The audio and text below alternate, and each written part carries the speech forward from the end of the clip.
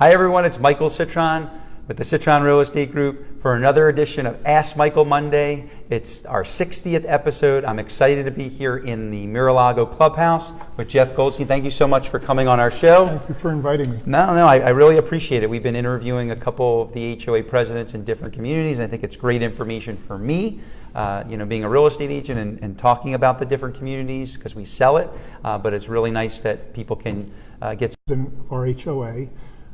So I bought my house back in 2013 and we moved in 2014, and at the time we were not an association. Of course. And about 8 or 9 of us who moved in from each block decided to become a ad hoc committee. So once the builder had a turnover and a HOA was formed, it was only natural that couple of the people that were on that ad hoc committee decided that they would become, one of the first boards. We thought it was important to protect our investment and to work with Lennar if we had any issues, and we had relationships, so it was a natural progression. Sure. So also with that, I'm a general contractor, and I also felt that with my expertise, I could look out for the community as far as getting what we are supposed to get in the way of construction and the way things are supposed to look. On the board, we have a condo association. Really good. Now, everybody's curious. I sell a lot in these communities, and people ask me about homeowners association dues. Are they going up? Why are they going up? So how will the recent HOA increases in dues in this community affect the residents? Well, one of the good news is there was no increase in 2019. So in 2018, we got advice from the property management team, and we went with that budget, and we thought there was going to be an increase, but we looked at the budget and we were able to reduce some of the line items that we hadn't used.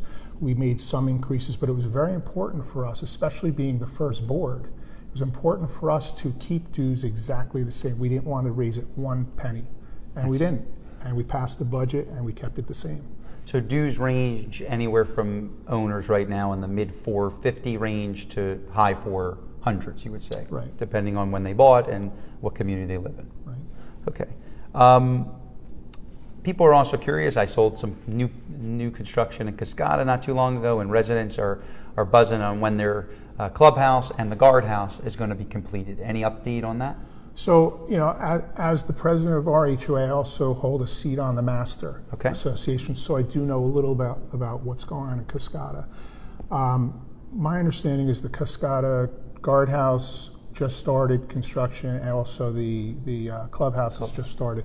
I would say that within the next 4 to 6 months, the guardhouse will be completed, and I would say that figure between 18 to 22 months for their clubhouse. Okay. And that's based on what we saw here in MiraLago. Sure. And this is an amazing clubhouse, obviously. Thank you. I can't wait to see the Cascadas.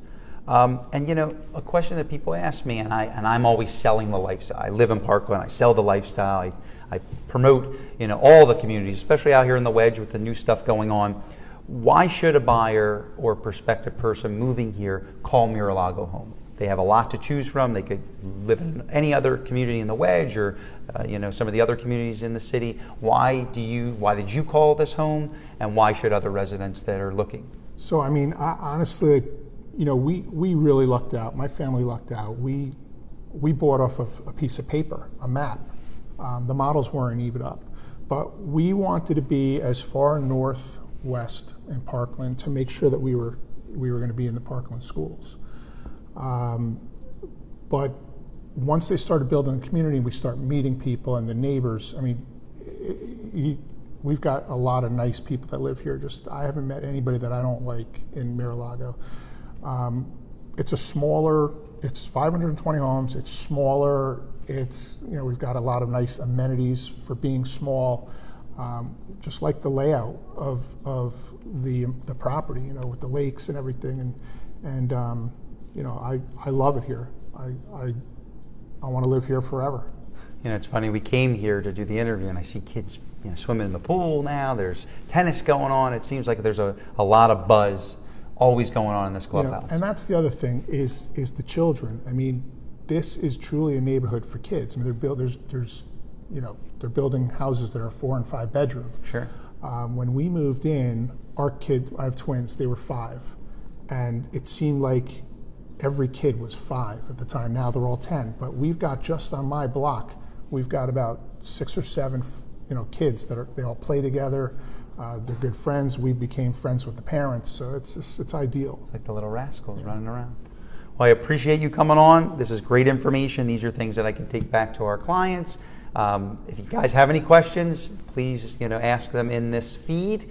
I really appreciate you coming on and answering some of our important questions, giving a little introduction to the community, and I appreciate the opportunity. We will be live next week for our Ask Michael Monday, episode 61, and I hope you all have a really nice evening with your family. Thank you so much.